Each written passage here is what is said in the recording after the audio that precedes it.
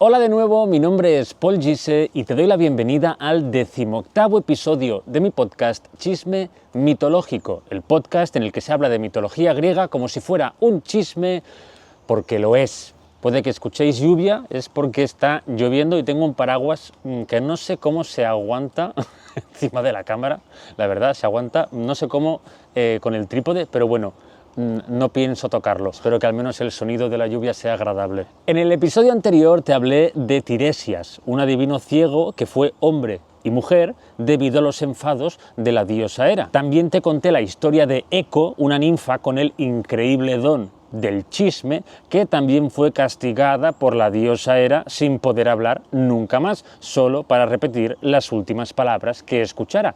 De ahí viene Eco. Y por último te hablé de Narciso, el personaje que dio nombre al trastorno de personalidad narcisista. Y el episodio de hoy es muy especial porque se acerca Halloween y he decidido que estos 3 chismes que subiré en lo que queda de octubre serán sobre los mitos griegos que yo considero más terroríficos de toda la mitología griega, pero no en plan terroríficos de fantasmas y monstruos y sustos, no, de horror. Y empezaré con uno en el que el protagonista es un hombre tan bello que llegó a enamorar a la mismísima diosa Afrodita y a Perséfone, y que usamos su nombre como sinónimo de belleza masculina, Adonis. Pero muy poca gente sabe que su origen, su nacimiento, fue el resultado de un castigo abominable. Pero antes de empezar con el episodio de hoy, me hace muchísima ilusión hablaros del primer patrocinador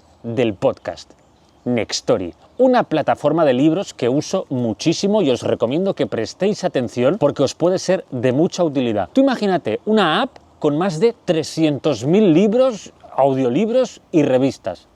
Pues eso es Nextory. Como algunos ya sabréis, soy padre y como los que sois padres y madres ya sabréis, cuando tienes un hijo es muy difícil encontrar tiempo para leer. Pero esto también se aplica a los que, por el motivo que sea, pues no tenéis tiempo. Pues yo, con esta app, lo he encontrado, porque puedo leer o escuchar el libro que quiera, cuando quiera, desde el mismo móvil. O ponerme un audiolibro en el coche cuando tengo que ir a comprar, ir a hacer cualquier cosa. En vez de sacar el móvil para hacer scroll en TikTok cuando tengo 5 minutos libres, pues saco el móvil, abro Nextory y sigo leyendo el libro que tenía pausado. Sé que a veces no es fácil, o sea, es cambiar la mentalidad. De hecho, le he pedido a Nextory que me deje regalaros 30 días gratis para que lo probéis y a ver si os funciona como a mí. Solo tenéis que registraros desde mi enlace, que es www.nextory.es/Paul Gise, también os lo dejo escrito aquí en pantalla y en la cajita de descripción, y ya podréis tener acceso a más de 300.000 libros y audiolibros y revistas para leer y escuchar cuando queráis, desde el móvil, desde vuestra tablet o desde vuestro e-reader. Probadlo y me decís a ver qué tal os ha ido. Además, en este enlace también podréis ver los que son mis top 3 libros de Nextory, que son el audiolibro de la canción de Aquiles, la Ilíada, obviamente, y un libro que he empezado a leerme que me llama mucho la atención, que se llama Dioses de Neón, que es una saga que está entera disponible en Nextory. Y obviamente mis 3 libros también están allí esperando para que los leas o los escuches, que también están en formato audiolibro narrado por mí. Ahora sí, que empiece el episodio de hoy. Prepárate un buen té, o café, o mate, o brebaje similar y siéntate, que se viene chisme mitológico de Adonis, el amante de Afrodita y Perséfone. Bueno, cuando Cronos le cortó los huevos a su padre, Urano, los lanzó bien lejos y cayeron al mar, provocando una gran espumadera de la que emergió Afrodita de pie encima de una concha. Este fue su nacimiento. Entonces, la diosa de la belleza surfeó hasta llegar a una isla y puso sus hermosos pinreles encima de ese lugar, convirtiéndola en la primera tierra que pisó Afrodita y, por lo tanto, en un sitio muy especial para ella. Cuando llegaron los humanos, a esa isla le pusieron el nombre de Chipre y, aunque era bien sabida la relación entre la diosa y esa tierra, no todos los reyes que la gobernaron fueron lo suficientemente respetuosos con Afrodita. Y a la diosa de la belleza o la veneras o asumes las terribles consecuencias. Cíniras fue uno de esos reyes que se olvidó por completo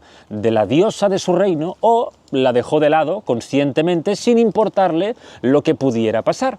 Cíniras era como la gente que, por ejemplo, nace en una ciudad y en vez de apoyar, al equipo de su deporte favorito de su ciudad, pues apoya al de la ciudad vecina, por el motivo que sea. En su caso el motivo era que era un borracho y un adicto a la fiesta y al vino, y claro, el único dios al que adoraba pues era Dioniso, el dios precisamente de eso, del vino y de la fiesta. Eso a Afrodita le molestaba muchísimo, pero muchísimo. Y además era muy frustrante porque ese rey podía seguir siendo un alcohólico sin necesidad de rezar a Dioniso. O sea, una cosa no quitaba la otra, el vino no iba a desaparecer. Cíniras, como gobernador de Chipre, realmente solo tenía un trabajo, uno, que era adorar a Afrodita. Todo lo demás vendría solo si hacía eso. Estamos hablando de una diosa, ¿vale?, que si la rezas como es debido, te bendice para que a tu pueblo no le falte de nada. Pero no. Cíniras, el muy imbécil, eligió el camino del fracaso. Pero espera un momento, que eso no fue todo. Este rey tenía una hija llamada Esmirna, que era, pues, muy hermosa. Y su madre, la reina de Chipre, no escatimaba en piropos, precisamente. No sé si me explico, no sé si sabes por dónde voy. Mientras Afrodita le daba vueltas a cómo podía castigar a Cíniras por no adorarla, oyó como su esposa, la madre de Esmirna, decía, ojo, cuidado, que su hija era más guapa que la mismísima diosa de la belleza. Oh my goodness, menuda familia de locos e inconscientes. Lanzarse desde un avión sin paracaídas es mucho menos peligroso que decir estas palabras. Con esta última faltada se lo pusieron muy fácil a Afrodita. La diosa se quedó en plan, ok, con que esas tenemos, ¿no? Vale. Y enseguida tuvo una idea de lo más terrorífica, si no la que más. Y os aviso, esto es muy jodido, lo que viene ahora. Afrodita fue a buscar a su hijo, Eros, el dios del amor, y le contó su plan macabro. Esa misma noche, Eros se coló en el palacio del rey y voló entre los largos pasillos hasta llegar al gran comedor en el que estaban cenando el rey, la reina y Esmirna. Eros sacó una de sus flechas doradas, las de amor, y la colocó en su arco, apuntando a la princesa, esperando a que fuera el momento correcto, el momento en el que debía disparar. Entonces, Cíniras le hizo una pregunta a su hija y ésta alzó la cabeza para mirar a su padre y responderle. Pero al verle el rostro, de un segundo a otro, como por arte de magia, sus sentimientos hacia él se transformaron en otros muy diferentes y para nada adecuados. Eros había dado en el blanco y el castigo de Afrodita ya estaba en marcha. Esmirna se había enamorado de su padre. Madre mía de mi vida. La princesa se puso roja como un tomate y empezó a temblar, o sea, estaba nerviosísima, no entendía nada. Tuvo que levantarse de la mesa excusándose con que no se encontraba bien y se encerró en su cuarto a llorar desconsoladamente porque se sentía una persona horrible por sentir eso hacia su propio padre. O sea, no estaba bien sentir eso. Pero es que además no era un deseo precisamente suave, era muy fuerte lo que sentía. O sea, tenía que hacer un esfuerzo enorme para contenerse. Era muy doloroso, lo pasó fatal. Intentó evitar a su padre a toda costa, pero es que era imposible hacerlo sin levantar sospechas. O sea, siempre desayunaban, comían y cenaban en familia. Y Cíniras, pues, siempre iba a darle las buenas noches cuando Esmirna ya estaba acostada. Claro, su hija no sabía dónde meterse, pero consiguió disimular sus sentimientos y su malestar, principalmente porque al ser de la realeza, ni su madre ni su padre pues se habían encargado de su crianza y por lo tanto no la conocían tan bien como para poder decir a ti te pasa algo, ¿no? Como lo puede hacer una madre o un padre que sí que ha criado a su hija.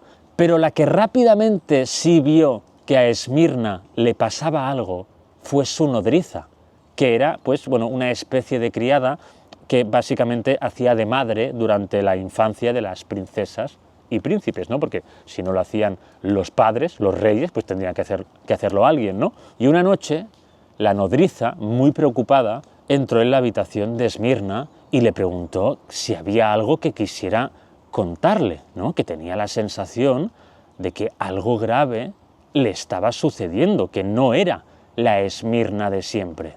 Entonces, la princesa se echó a llorar desconsoladamente y la nodriza, que la quería muchísimo porque era como su hija, se sentó a su lado y le dijo que lo que fuera que le estuviera pasando, ella la podría ayudar. O sea, que no tuviera miedo de contarle lo que le estaba sucediendo, que la ayudaría. Pero Esmirna lloró aún más porque sabía que eso no se lo podía contar de ninguna de las maneras, porque aunque fuera su nodriza y la hubiese cuidado desde que nació, no sería capaz de comprender semejante aberración. Así que le pidió por favor que se fuera, que quería estar sola. Cuando la nodriza se fue, Esmirna se dio cuenta de que no podía soportarlo más. Pero ya no solo el deseo irrefrenable que sentía, sino el hecho de no tener a nadie con quien poder compartirlo, ¿no? O sea, ella necesitaba contárselo a alguien para poder quitarse ese peso de encima, pero no podía. O sea, era algo perverso e incomprensible para cualquier persona que estuviera en su sano juicio, ¿no? Entonces, Esmirna llegó a la terrible conclusión de que no había ninguna solución y que tenía que poner fin a su vida. Pero Afrodita, que no quitaba el ojo de encima a esa familia para asegurarse de que su plan seguía su curso, no quería que Esmirna muriera, porque al fin y al cabo el castigo no era para ella, o sea, simplemente la estaba usando. Y sí, a la diosa le daba exactamente igual que Esmirna estuviera sufriendo tanto, o sea, según ella, el fin justificaba los medios, no era un daño colateral, le daba exactamente igual. Así que Afrodita le mandó un susurro a la nodriza en el que le explicaba el motivo por el que Esmirna estaba tan triste. Y no solo eso, sino que le insufló la voluntad de querer ayudarla a cumplir su deseo, sin ningún prejuicio de por medio. En pocas palabras, Afrodita embrujó a la nodriza. Punto. Porque la nodriza, por mucho que quisiera a su hija postiza, no creo que hubiese querido ayudarla, al menos no a cumplir el deseo, a intentar cambiar, sí, pero a cumplir el deseo, desde luego que no. La nodriza, mientras volvía a sus aposentos, pues al recibir eso que le había mandado Afrodita, que para ella fue como si le invadiera, este pensamiento y este conocimiento llegara a su cabeza, sin saber de dónde había salido. Pues ella dio media vuelta y volvió corriendo a la habitación de la princesa. Claro, en cuanto entró, la vio de pie en una silla con una cuerda en el cuello preparada para ahorcarse. Pero antes de que Esmirna saltara y desapareciera del mundo de los vivos, la nodriza le dijo: «Sé que amas a tu padre y te ayudaré a cumplir tu deseo». La princesa se quedó descolocadísima, o sea, se quitó la cuerda del cuello, se acercó a ella en plan, o sea, ¿cómo sabes tú eso? O sea, si no se lo he dicho a nada. Y ella le dijo: «No tengo ni idea, pero lo sé y voy a ayudarte, porque no quiero que estés sufriendo, no te lo mereces». Ojo, cuidado, claro, Esmirna, por un lado, estaba completamente horrorizada, porque a su nodriza, pues el hecho de que le pareciera bien ayudarla con algo tan horrible, pues era muy raro, ¿no? Era como, hostia, pero ¿qué? ¿Quién eres, no? Pero, por otro lado, estaba eufórica. O sea, ¿sí? Porque claro, aunque no quisiera, ese aberrante deseo estaba allí. Y de algún modo ella quería cumplirlo y no iba a desaparecer, ¿no? Así que Esmirna aceptó su ayuda.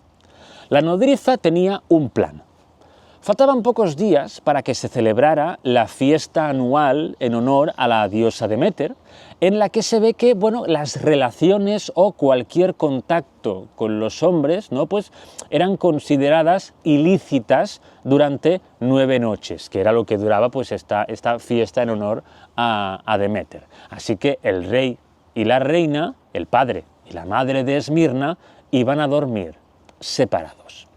La primera noche, Cíniras ya iba doblado, o sea, se pilló una borrachera de campeonato. Entonces, la nodriza aprovechó el estado ebrio del rey para acercarse y decirle que había una chica joven que quería acostarse con él.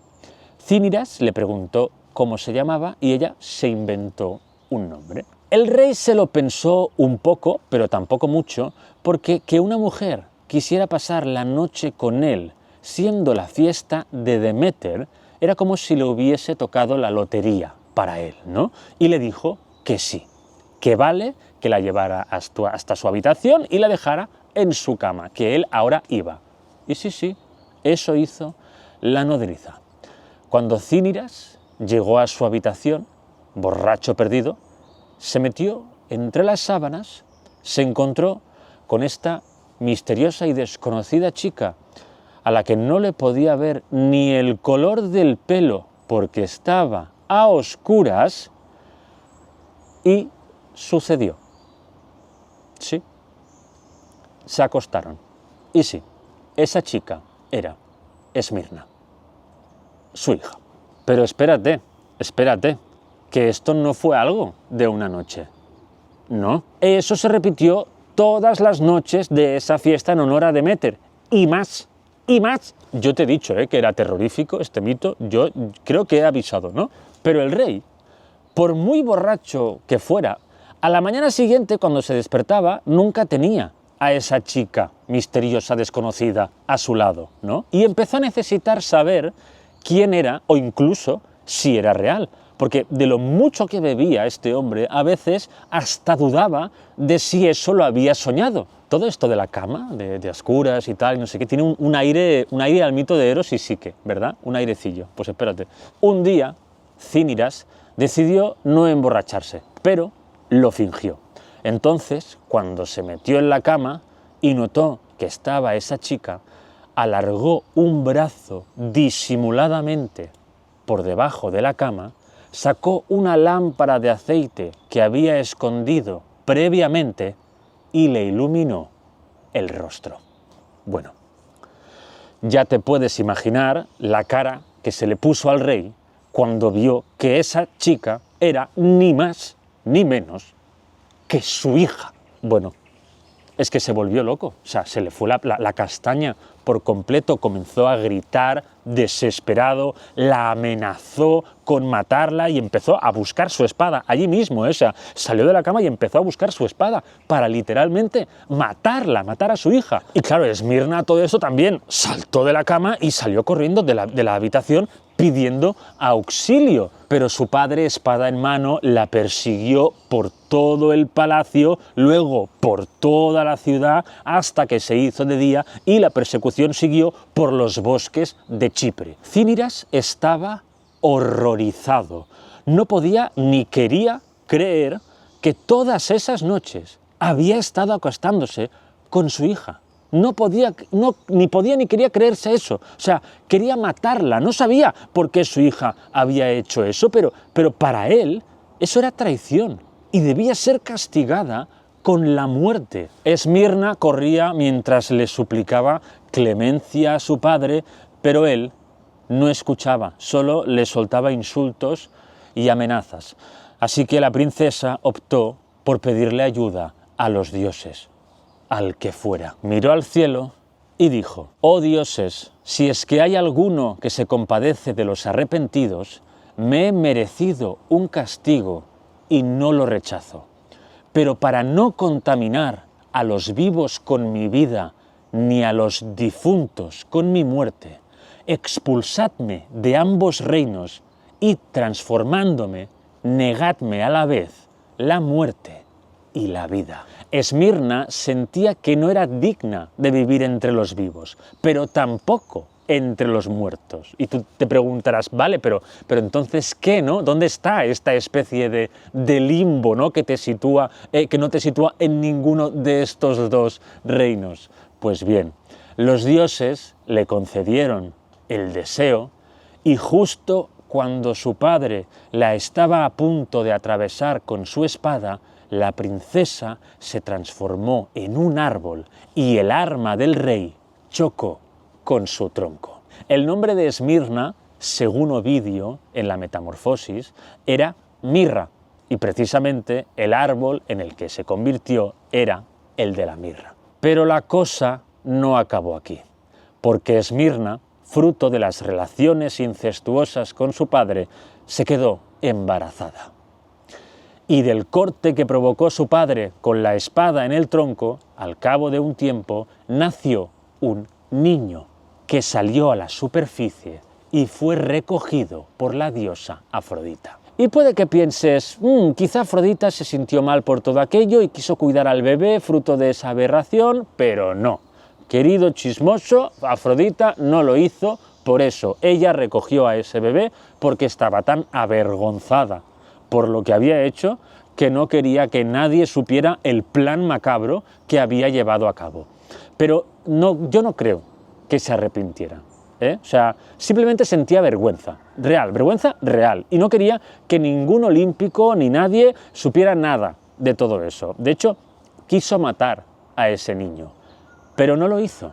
El niño era monísimo y simplemente no pudo, no se atrevió a hacerlo, al menos no directamente. O sea, lo que hizo fue meterlo en un cofre de oro y llevárselo a la diosa Perséfone. ¿Por qué? Pues porque al ser la diosa reina del inframundo, estaba fuera del campo de visión de los olímpicos y además allí abajo había los lugares más lúgubres y oscuros, perfectos para esconderlo. Que eso fue lo que le pidió. Y Perséfone, que empatizaba con el sentimiento de desconfianza hacia Zeus y el resto de dioses del Olimpo, porque era una outsider, ¿no? como Hades, y en parte pues como Afrodita también, ya que ella no formaba parte de la familia como tal y no se llevaba nada bien con Zeus, pues Perséfone le dijo que sí. Perséfone le dijo que no se preocupaba, que lo escondería estupendamente, y se lo quedó. Pero Afrodita no le dijo lo que había allí dentro. Y Perséfone, mientras llevaba el cofre al lugar más oscuro de su reino, tuvo su momento Pandora. ¿Y si lo abro? Y lo abrió. Perséfone, al ver ese bebé allí tan cute, no entendió por qué Afrodita quería deshacerse de él. Y tampoco iba a preguntárselo por si corría el riesgo de que se lo llevara o intentara matarlo. Así que decidió criarlo a espaldas de la diosa de la belleza. Y a ese bebé se le puso el nombre de Adonis. Es curioso porque esto pasa mucho entre mortales de la mitología griega, ¿no? Reyes que quieren que su mujer dé a luz a un niño y cuando da a una niña pues lo que hacen es obligar a un pastor a que abandone a la niña en un bosque, pero al final el pastor pues no lo hace y lo cría él, ¿no? Pues esto es lo mismo, pero entre diosas, es muy interesante. Total, que cuando Adonis creció, se convirtió en un chico tan bello que la propia Perséfone, que lo había criado, se enamoró de él. Parece que Adonis tampoco iba a tener mucha más suerte que su pobre madre. Pero el secreto de Perséfone no estaba a salvo, porque a Afrodita le llegó el rumor de que la reina del inframundo había criado a un bebé que no era suyo y que ahora se había enamorado de él. Yo creo que se enteró porque Hades se puso celoso y no quería a Adonis allí, ¿no? No lo quería allí cerca porque quería a Perséfone para él, no quería tener que compartirlo con ese chaval, pero tampoco podía matarlo porque entonces Perséfone se enfadaría con él. Bueno, total, yo creo que lo que hizo fue, pues bueno, decírselo a Afrodita, ¿no? Pero esto es solo mi teoría. Total, que Afrodita decidió bajar al inframundo a reclamar a ese chico, ¿no? Para acabar lo que empezó, ¿no? Para acabar con el niño de todas. Pero cuando llegó al reino de los muertos y vio a Adonis, su intención ya no fue llevárselo para matarlo, sino para convertirlo en su amante, porque a ella también le pareció el chico más bello que había visto en toda su inmortal vida.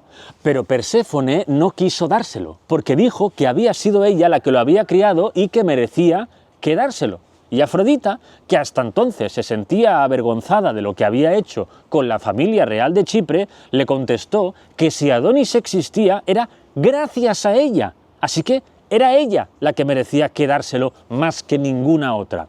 Afrodita y Perséfone discutieron muchísimo, o sea, llegando a faltarse al respeto muy gravemente, hasta que decidieron acudir a Zeus para que tomara una decisión sobre quién debía quedárselo, porque si no se hubiese liado una que flipas. La verdad es que aquí Zeus no quiso complicarse mucho la vida y yo creo que fue porque por un lado tenía a su hija, Perséfone, que quería tenerla contenta, y por el otro a Afrodita, alguien a quien odiaba, pero que también necesitaba mantener contenta, porque no hay que olvidar que el amor es el poder más fuerte y temible que hay. Y si no, que se lo digan a Esmirna. Nadie quiere a Afrodita y por lo tanto a su hijo Eros como enemigos. Zeus dijo, mira, tú, Afrodita, diste lugar a su nacimiento de una forma perversa y cruel, by the way, pero tú, Perséfone, lo has criado. Y tú, Adonis, también mereces tener la libertad de poder pasar tu tiempo con quien quieras. Así que Perséfone y Afrodita lo podréis tener cada una 4 meses al año y los 4 meses restantes serán para Adonis, para que él decida con quién quiere pasarlos. Adonis en plan, wow, gracias por tenerme un poco de control sobre mi vida, por dejarme 4 meses al año, gracias, Bueno, es que claro, tú imagínate, o sea, este chaval no solo nació sin madre, sino que lo metieron en un cofre, lo bajaron al inframundo, fue criado rodeado de muertos por una diosa que acabó obligándolo a ser su amante y luego apareció otra diosa exigiendo que también fuera el suyo. Bueno, fatal, todo fatal. Pero la cosa tampoco acabó aquí, porque se ve que Afrodita no respetó del todo el acuerdo y aprovechó el vacío legal que había en los 4 meses libres de Adonis. Ella consideraba que ese chico era suyo y de nadie más, así que empezó a perseguirlo y usó sus poderes para enamorarlo y que estuviera con ella también ese tercio del año. Cuando Perséfone se enteró, decidió hacer algo al respecto, porque de ninguna de las maneras iba a permitir que Afrodita pasara más tiempo con Adonis que ella. Pero como la diosa de la belleza había roto el trato, Perséfone tampoco iba a jugar limpio. Ya no le valía el pacto original, ahora lo quería todo para ella. ¿Y qué hizo? Pues fue a visitar a Ares, el dios de la guerra y amante de Afrodita, para contarle que su querida novia quería más a ese mortalucho de Adonis que a él. Como ya sabes, Ares no era el marido de Afrodita, sino que lo era Hefesto, por orden de Zeus, pero los celos que era capaz de sentir el dios de la guerra no eran comparables con los de Hefesto ni ningún otro. Ares se puso hecho una furia. Empezó a gritar como un loco y se fue corriendo del Olimpo. Seguramente estáis escuchando al gallo, ¿eh? Esto es un aviso para que no penséis que os estáis volviendo locos. Sí, hay un gallo, mi querido gallo, que ahora hacía mucho tiempo que no aparecía, o sea, no es mío, pero que está por aquí y a veces, pues, bueno, quiere ser partícipe en el podcast. Sí, ya te vimos, querido, que vaya muy bien.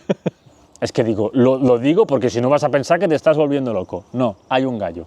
A Adonis le gustaba cazar, pero a Afrodita le daba mucho miedo porque al fin y al cabo era mortal. Y en esos bosques había animales grandes y peligrosos como leones, sí, había leones en esos bosques, y jabalís.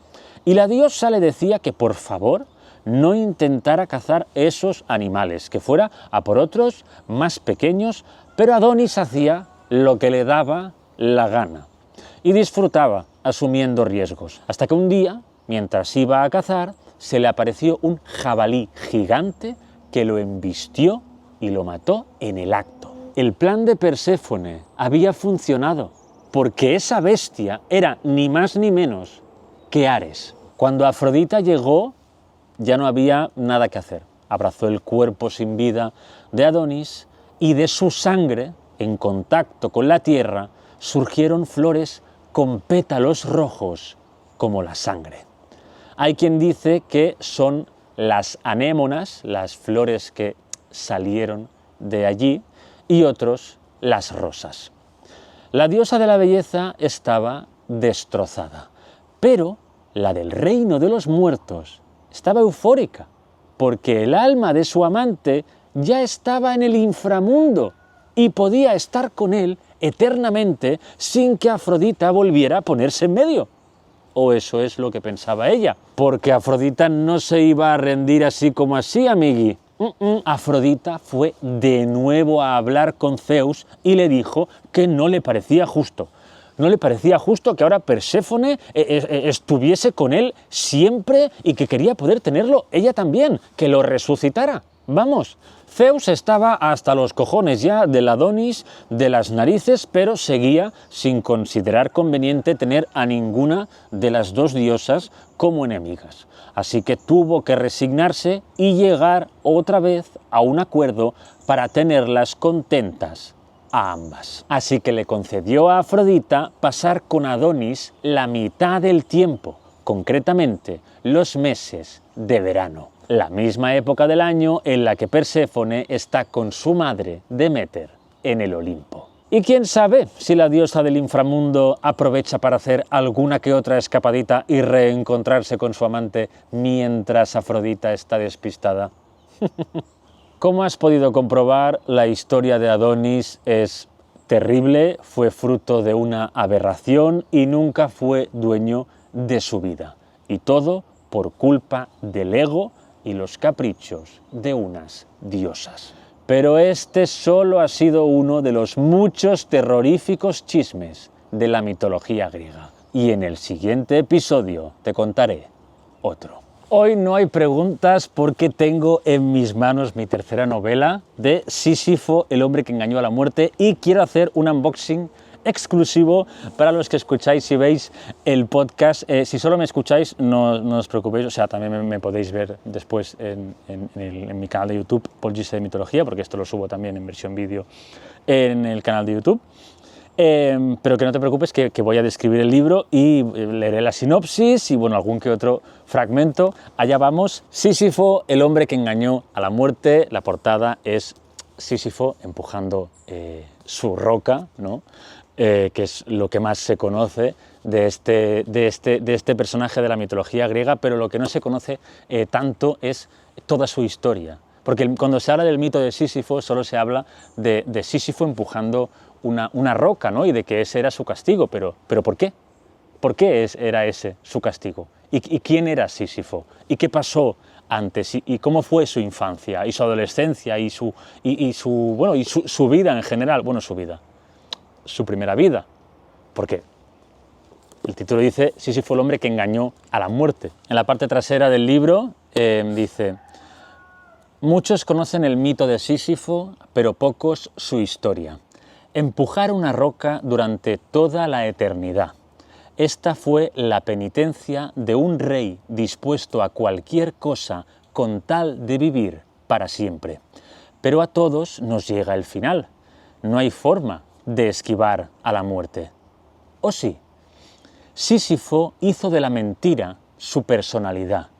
Ahora, sin embargo, ha decidido renunciar a ella, romper su silencio y contarnos cómo acabó cumpliendo el castigo eterno que dio origen a su fama.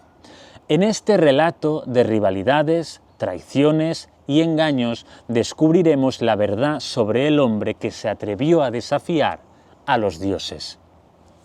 Paul Giese nos acerca a uno de los mitos más relevantes de la cultura popular, una historia apasionante que nos habla sobre el propósito de seguir adelante, pase lo que pase.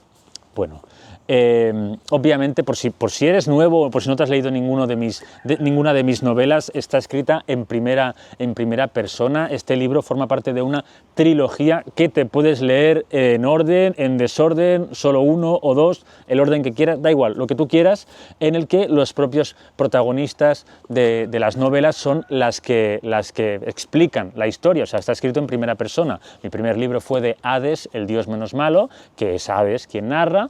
El segundo fue Hércules, el héroe que no quiso serlo, que es Hércules quien narra, y este es Sísifo. Si os fijáis, he hecho pues un dios, un semidios y ahora un ser humano, un mortal. Y aquí el textito que aparece aquí en el desplegable es: me vitorearon de nuevo. Yo nunca os abandonaré, tampoco lo hagáis vosotros. La gente se volvió loca, se emocionaron. Me aclamaron, corearon mi nombre. Sísifo, Sísifo. Había engañado a toda una ciudad, o quizá no a toda, pero nadie iba a poder comunicarse con el exterior sin que me enterara. Así que mi plan estaba protegido. Me sentía imparable, poderoso, en definitiva, un dios. No sé, tengo muchísimas ganas de que os lo podáis leer. Sale el 23 de octubre, ya estará en físico en vuestras librerías de confianza, en formato ebook en todas partes, en Nextory obviamente, y en formato audiolibro también, por supuesto que sí. ¿Cómo no va a estarlo si los otros dos lo están? Pues este también, porque lo escucháis. Y si yo hago más libros es porque me escucháis y me leéis, así que muchísimas gracias, estoy muy agradecido, disfruto muchísimo escribiendo y nada, que estoy muy agradecido y como os he dicho ya, disfruto muchísimo escribiendo y que esto no va a parar, ¿vale? Y nada, que espero que os guste y dentro de poco os avisaré de presentaciones y firmas. Primero empezaré en Barcelona y Madrid, ¿vale? Y después de aquí y a partir de allí a ver qué, ¿vale? Ya dentro de poco os avisaré la fecha y el sitio y la hora exacta de la presentación y firma en Barcelona y también de la que se hará en Madrid, ¿de acuerdo? O sea, avisaré por aquí por el podcast, aviso también por mis otras redes, Instagram, YouTube, Facebook y nada, eso. Que muchas gracias, me muero, tengo muchas ganas de que os leáis este libro. Y nada, hasta aquí el episodio de hoy, espero que os haya gustado este primer especial Halloween. Y nada, que muchas gracias por el apoyo a mis libros, a Hades, el dios menos malo, Hércules, el héroe que no quiso serlo, y Sísifo, el hombre que engañó a la muerte, aunque aún no lo hayáis comprado porque no podéis. Bueno, sí, hay gente, claro que podéis comprarlo, si está en preventa ya, lo podéis comprar en el link de mi perfil, lo podéis comprar ya para tenerlo el mismo día, reservarlo también en ebook para tenerlo también el mismo día disponible. Y nada, eso, que muchísimas gracias, ¿de acuerdo? Estoy súper agradecido. Muchas gracias y nos vemos en el siguiente chisme. Cuídate y que tengas un buen día y una feliz semana.